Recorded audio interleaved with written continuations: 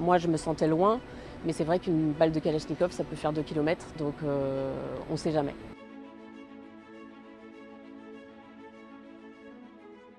Je m'appelle Gabrielle Châtelain, je suis à l'AFP depuis début 2008 et aujourd'hui je suis adjointe au rédacteur en chef vidéo. En tant que JRI, j'ai fait pas mal de couvertures très variées. En 2015, j'ai couvert la prise d'otages sur l'hypercachère à la porte de Vincennes. Le 9 janvier 2015, on est 2 jours après les attentats sur les journalistes de Charlie Hebdo. Vers midi, on était censé partir relayer l'équipe qui se trouvait à Dammartin-en-Goële où étaient retranchés les frères Kouachi dans une imprimerie. Au moment de partir, notre chef nous dit « Attendez, j'ai l'impression, enfin on nous parle d'une prise d'otage porte de Vincennes. Donc allez là ». On est parti en trombe en voiture, c'est moi qui conduisais. Je dis que je conduisais comme un flic parce que vraiment j'ai le souvenir de conduire très vite dans Paris. J'ai déposé ma collègue à Nation et moi mon but premier c'était de garer la voiture. J'ai suivi une rue parallèle au cours de Vincennes, j'ai miraculeusement trouvé une place et en fait j'arrive là et il n'y avait aucun journaliste. Les policiers venaient d'installer la rue balise en fait, pour définir la zone où on ne pouvait plus accéder. On ne voyait rien de la rue donc il a fallu héler des gens à leur balcon. C'est un réflexe de chercher en hauteur quand on ne peut pas voir au sol.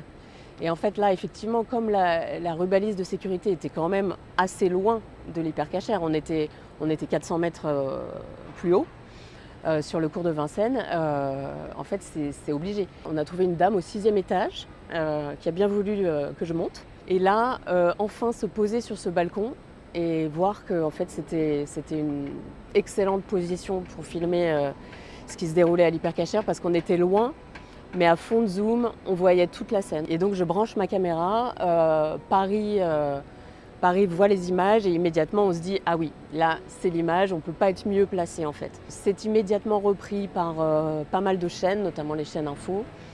Et là, une longue attente commence. C'est des heures à voir lentement mais sûrement arriver des convois de la BRI, du RAID, qui avancent progressivement sur ce cours de Vincennes. Mais en vrai, pendant plusieurs heures, il ne s'est pas passé grand-chose. Je ne ressentais pas vraiment le danger parce que j'étais loin. Au moment où ça a commencé, on sentait qu'ils allaient agir. Le chef du MCR à l'époque m'a appelé pour me dire « Laisse tourner la caméra, mais mets-toi à l'intérieur ». Moi, je me sentais loin.